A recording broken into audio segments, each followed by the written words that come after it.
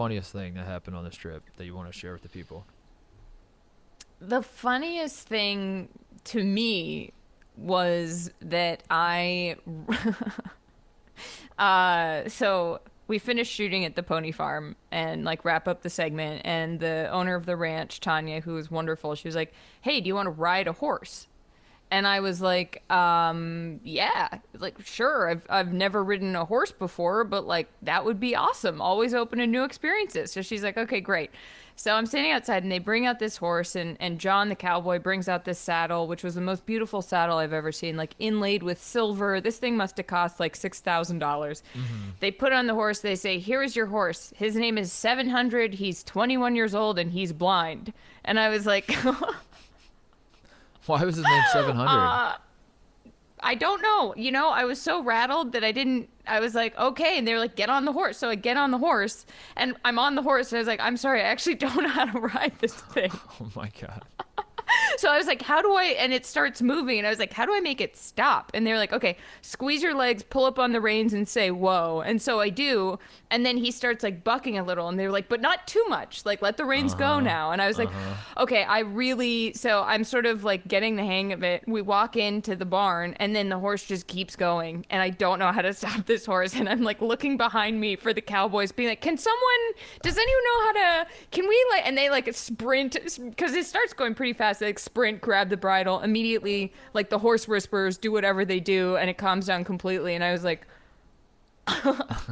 that to me was very funny. Like riding a horse for the first time without knowing how, it turns out is a pretty funny experience, like unless it goes horribly wrong. And then as you're leaving, someone else was walking onto the ranch, and the guy who runs the joint was like, yeah, this horse is called 701. They changed the name because you were victim number 701.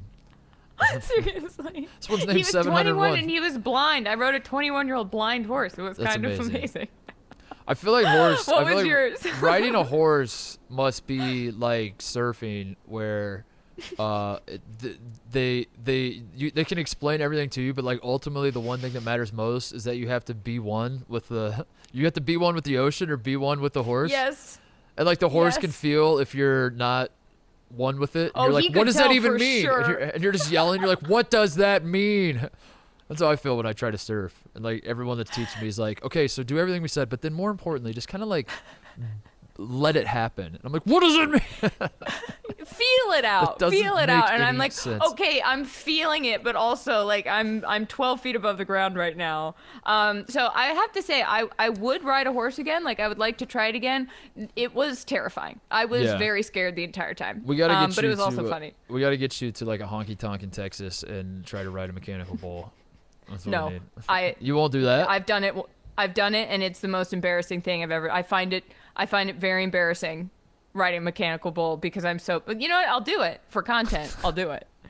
But it's gonna be weren't good. embarrassing. You weren't good. I You were wasn't tossed good. immediately the one time you tried it. Yes. Yeah. Yes.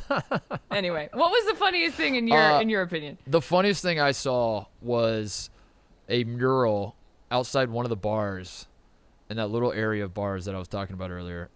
There was a mural that somebody went to the trouble to paint of Russell Westbrook, Barry Switzer, Brian Bosworth, Tupac Shakur, and Biggie Smalls, all wearing like OU gear with their arms around each other at the football stadium. And I stared at this thing, Charlotte. I kept like walking by it, and I kept like it just like broke my brain. I was staring at it trying to make sense. Why the hell? Like Russell Westbrook, Russell Westbrook went to UCLA. He's from LA. He went to UCLA. He was drafted by the Thunder. Or was he drafted by the Sonics? I don't know if he was drafted, but anyway, you know, he played for the Thunder, so I sort of understood that. But even then, like Norman is like 30 minutes from Oklahoma City. So I was like very confused. Like, did he come to one OU football game one time? So now you're pretending like he's an OU alum. Barry Switzer and Brian Bosworth made sense. But then Tupac and Biggie were in this mural, and it just broke my brain. And I finally just threw my hands up. I was like, I don't get it, but this is hilarious. I have no idea why this is a thing. Why no one's painted over this? Why, like, you could have picked so many different people to put on this mural. Like you could have picked Will Rogers, you know, like the guy that they named the airport after. Yeah. Like put Toby Keith on there. At least he's an OU. Jim Ross, WWE announcer. Like these are OU people, OU fans. It's still kind of random and funny and like a mixture of like different people. but there's like an actual tie. Tupac and Biggie, I'm willing to bet never once in their entire lives set foot in Oklahoma, the entire state, much less Norman, much less that bar that had this mural. So I can't think of a more random but somehow perfect collection. Like, it's somehow, you're just like, I respect it. I respect it deeply. You know, I mean, I would love to know. In my mind, the reason that thing exists is because they're like, okay, they started with the Boz and Barry Switzer. They're like, this makes sense. And then they were like, all right, we got a little more space on this thing. Russ plays, I like to think he was still on the Thunder at the time that they painted this. They're like, we'll toss Russ on there. And then they were like, oh man, got room for 2 more people. And they just like look at the latest thing they listen to on Spotify and just like toss Biggie and Tupac up there. It's so good. It's so good. It made zero sense. It made zero sense, but that made me laugh. So anyway, that's it. Hey pals, thanks for watching the People's Sports Podcast YouTube channel. For more of mine and Mark's very weird rabbit holes, stick around, watch more. You can subscribe, smash that subscribe button. You know you want to. We're going to give you all the weird stuff we possibly can.